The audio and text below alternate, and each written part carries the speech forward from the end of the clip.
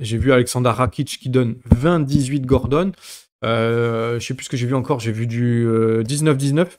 J'ai vu du 20-18 Paddy.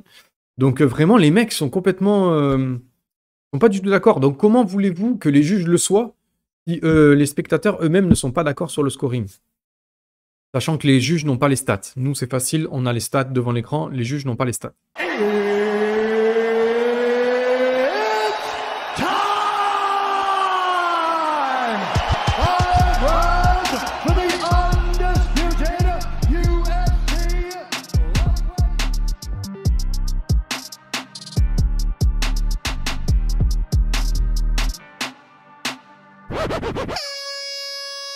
Et salut tout le monde, c'est Nico. Soyez les bienvenus dans MMA Club. Ouais, on est ensemble aujourd'hui. On est ensemble aujourd'hui pour parler un petit peu, mais vraiment en léger, de ce qui s'est passé ce week-end à l'UFC 282. On a eu Monsieur Paddy Pimblett qui a gagné contre toute attente, on va dire contre moyennes attentes, parce que tout le monde n'est pas tout à fait d'accord. Il a gagné contre Jared Gordon. La décision unanime, c'est même pas une split en plus. Alors, je ne sais pas trop par quoi commencer, si ce n'est que donner mon ressenti à chaud, c'est-à-dire mon ressenti sur le coup. Mon ressenti sur le coup, c'est que j'avais... moi, clairement, j'avais un 30-27 Gordon sur la première lecture du combat. C'est-à-dire vers 6h du matin, en étant un petit peu éclaté, comme ça, voilà, sans trop me prendre la tête, j'avais une première lecture 30-27. Et je vois des mecs sur internet qui ont... quand je dis des mecs sur internet, c'est des gars qui ont une lecture du jeu déjà, c'est des spécialistes, on va dire. Voire des commentateurs qui ont Paddy. Il y en a qui ont round 1, round 2, Gordon, round 3, Paddy. Il y en a qui ont l'inverse. Donc je me suis dit, reste pas sur ton truc... Sois pas biaisé et va confirmer. En plus, le combat, il est pas super long, il est attractif. Donc, c'est pas comme si j'allais m'ennuyer pendant... c'est pas comme si je me tapais une purge, quoi. C'est plutôt un combat qui est même intéressant à revisionner. Donc, ça me faisait plaisir. Donc, voilà. Donc, je suis parti pour 3 rounds. Après décortiquage, oui, c'est le bon mot. Décortiquage du premier round. Il s'avère que je reviens sur mon premier coup de feeling. À la fin du round, en plus, l'UFC, ils annoncent qu'il y a à peu près le même nombre de coups donnés, reçus de chaque côté, alors que, clairement, on a la sensation que Paddy, il donne énormément, voire 15-20 fois plus de coups que Jared Gordon. Alors, il y a le fait que les coups, ils arrivent dans les gants, le fait qu'il est un petit peu plus volumineux sur son striking et tout, mais que... En tout cas, il a une activité un peu plus débordante. Alors, en termes de coups signifiants, certes, il donne à peu près le même nombre de coups, mais on voit clairement qu'il y en a quand même beaucoup plus qui passent. Le visage de Gordon, il est beaucoup plus marqué. Il y a cette tentative de takedown dans la dernière minute que Gordon contre. Il prend la position montée, mais c'est Paddy qui prend le contrôle alors qu'il est en dessous. C'est lui qui initie une omoplata. C'est lui qui est en gestion, il y a pas de problème, je crois qu'il prend un coup de rapide dessus. Donc voilà, compliqué ce premier round. Après relecture, on va dire, je veux bien donner ce round à Paddy Pimblett de peu.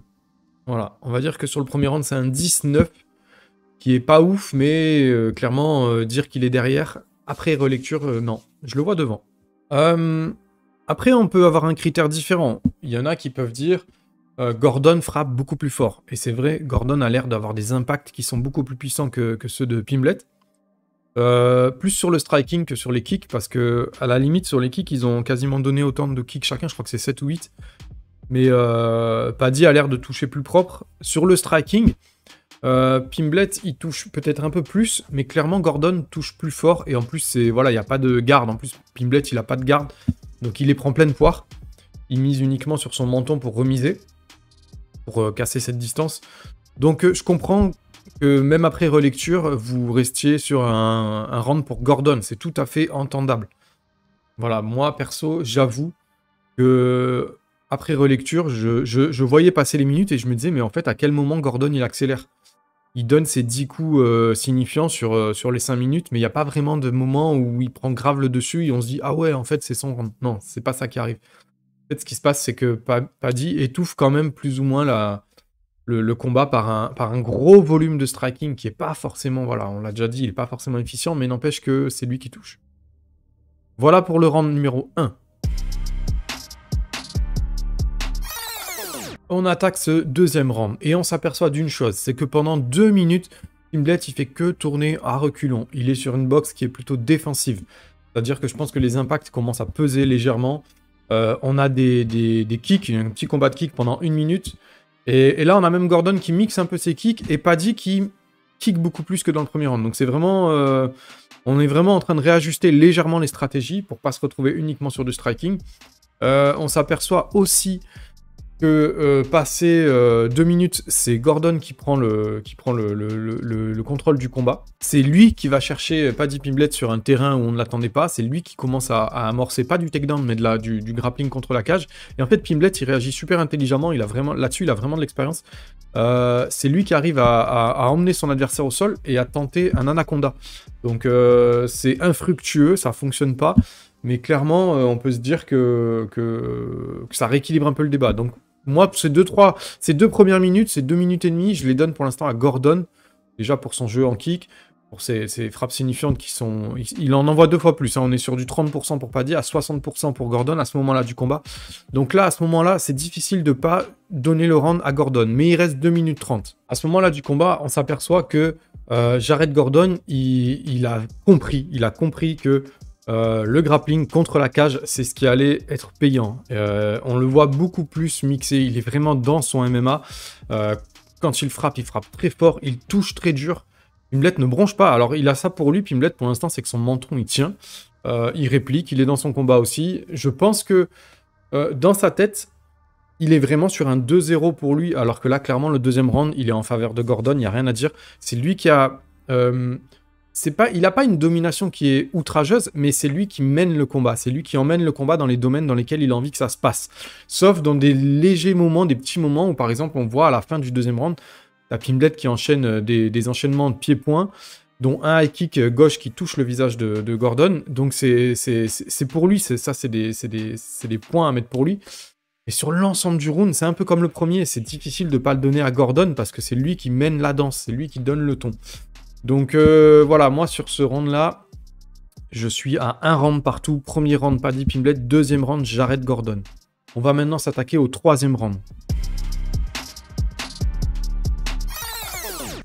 Donc il y a un fait amusant dans le troisième round, c'est qu'on voit Gordon rentrer directement dans des phases de grappling. Il ne cherche pas à comprendre, il prend directement le contrôle de ce round. On s'aperçoit de plusieurs choses. Ceux qui ont regardé le combat sur RMC, ne vous faites pas matrixer par les tweets, par les commentaires et tout. Néanmoins, on s'aperçoit d'une chose, c'est que quand vous lisez les tweets en dessous, c'est des tweets de professionnels et ils ne sont pas d'accord entre eux. Il y en a qui donnent, j'ai vu Alexander Rakic qui donne 20-18 Gordon. Je sais plus ce que j'ai vu encore, j'ai vu du 19-19, j'ai vu du 20-18 Paddy. Donc vraiment, les mecs sont complètement... sont pas du tout d'accord. Donc comment voulez-vous que les juges le soient si les spectateurs eux-mêmes ne sont pas d'accord sur le scoring? Sachant que les juges n'ont pas les stats. Nous, c'est facile, on a les stats devant l'écran, les juges n'ont pas les stats. Ensuite, on va se manger 2 minutes, à peu près 2 minutes 30 de grappling contre la cage. Alors là, c'est à double tranchant. Il peut y avoir un gros débat. Il y a une école qui va dire Gordon prend le contrôle, il met Pimblett dos contre la cage, il lutte de manière efficiente, il n'y a pas trop de coups qui partent, hein, c'est compliqué de lui donner du scoring. Et il y a ceux qui vont dire que Paddy ne subit pas, et au contraire, c'est même lui qui envoie des genoux sauter, des genoux sur le côté, comme ça, type Muay Thai, dans la tête, sur le front de Gordon, donc c'est compliqué c'est une phase qui est très compliquée à scorer, en fonction de ses affinités avec le MMA, en fait. Il y en a qui vont dire « Ouais, mais il luttait, c'est bon, il était vraiment en contrôle. L'autre, il était bloqué. » Et il y en a qui vont dire « Mais non, mais il n'était pas bloqué du tout, puisqu'il mettait des coups. » Donc, c'est vraiment un débat. Là-dessus, il y a vraiment débat. Donc, il peut y avoir une partie des supporters qui vont dire, du coup, s'il y a un round partout, ben, on donne celui-là à Paddy. Et puis, il y en a qui vont dire, s'il y a un round partout, on donne celui-là à Gordon. Donc, avec cette relecture du combat, je commence à me dire que c'est beaucoup plus serré que ça en a l'air de juger ce combat, de le scorer. C'est intéressant de voir que dans la dernière minute du combat, t'as Gordon qui est dans le dos de Pimblet. Sur une phase de transition, c'est Pimblet qui repasse devant. Et puis quand il se relève, c'est Gordon qui reprend le dos de Pimblet. Il le lâche pas, il a pas peur de partir en grappling au sol. Il a pas peur de son JJB. Vraiment, il est d'une arrogance sportive, mais avec tout le respect qu'il y a derrière. Hein. C'est pas arrogant dans le mauvais sens du terme. Il est dans sa confiance. Il est vraiment dans son MMA, en fait, Gordon. On le sent. Donc c'est cool. Et en fait, à ce moment-là du combat, il reste une trentaine de secondes. Et tu as les deux commentateurs français qui disent, c'est Lapillus et Antoine Simon, pardon, qui disent que Pimblet a plutôt intérêt à aller chercher le striking parce que pour eux, ils ont 29-28 pour Gordon. Donc moi, à ce moment-là du combat, le jour J, au moment où j'ai vu le combat, j'étais carrément sur un 30-27, donc j'étais hyper confiant pour Gordon. Maintenant, avec relecture, bah, c'est un peu moins... là, le combat est terminé, c'est un peu moins facile à scorer. Et je me dis qu'en fait... donc moi, là, je donne 29-28 Gordon. Je confirme que malgré les coups qu'a donné Pimblet, il était dominé dans le troisième. Il n'était pas dans son MMA, c'était pas lui qui dominait le game, encore une fois, comme le deuxième round. Dans la lignée du deuxième round, il a rien réajusté, en fait. Il a rien proposé pour sortir d'être en position de soumis, entre guillemets, d'être sous le contrôle de son adversaire. Il n'a pas proposé d'alternative, il n'a rien proposé de déficient. Donc je donne le round à Gordon. Ça fait premier round Pimblet, deuxième round Gordon, troisième round Gordon. Mais ça, c'est ma sensibilité. C'est ma façon de voir les choses. Un juge, et en plus, je le redis encore une fois, moi, j'ai les stats sous les yeux, j'ai les tweets, j'ai les commentaires. On en a déjà parlé de ça. Moi, je pense que tout ça, il faut le virer quand on regarde un combat. Mais ça va, c'est une relecture, donc ça va, j'ai le recul. Mais ce que je veux dire, c'est que on a tous un ressenti qui va être différent en fonction du troisième round. Qui prend le troisième round, en vrai, tu vois? On est là à se dire, c'est évident, c'est Gordon. Moi, l'autre fois, j'ai vu, c'est Chris Gennard, je crois, sur Twitter. Il donne round 1 Gordon, round 2 Gordon, round 3 Pimblet. Si je dis pas de bêtises, hein, je veux pas qu'il m'envoie un message s'il écoute mon truc et que je me trompe. Je pense pas qu'il écoute. Mais il m'a semblé le voir scorer ça. Et il donne le round 3 Pimblet, parce que c'est ça, c'est ses sensations à lui, c'est sa façon de voir le MMA. Donc lui, autant il serait juge, et moi, ce soir, j'aurais été juge. Imaginez, j'aurais donné un 30-27 Gordon, et lui, il aurait peut-être donné, je sais pas moi, 29-28 Pimblet, et les gens, ils se seraient dit, mais attendez, les deux juges, ils sont complètement opposés, il n'y a rien qui va.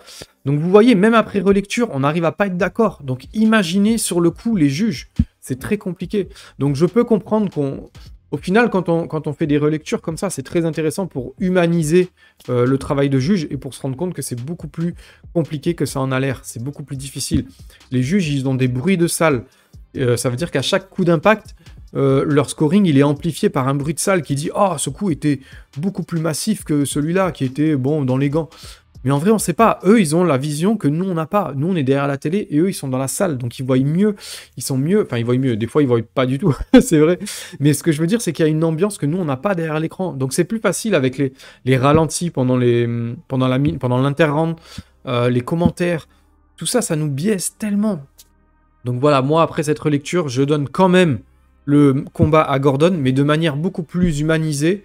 Et de manière beaucoup moins prononcée. Je suis plus sur un 30-27, je suis sur un 29-28, voire sur une split decision. Mais voilà, je tempère un petit peu mes propos que j'avais eu en story. Quoi qu'il en soit, c'est Pimblet qui a gagné ce combat, donc on va pas refaire le fight, c'est comme ça. Voilà mes enfants, voilà mes petits, mes grands. Le podcast est terminé, j'espère que vous avez apprécié. N'oubliez pas de vous abonner, n'oubliez pas de consommer Other. Vous avez vu aujourd'hui la propagande, je la fais pas, j'ai fait une petite propagande inversée, vite fait, bien fait. On se dit à très bientôt, des gros bisous.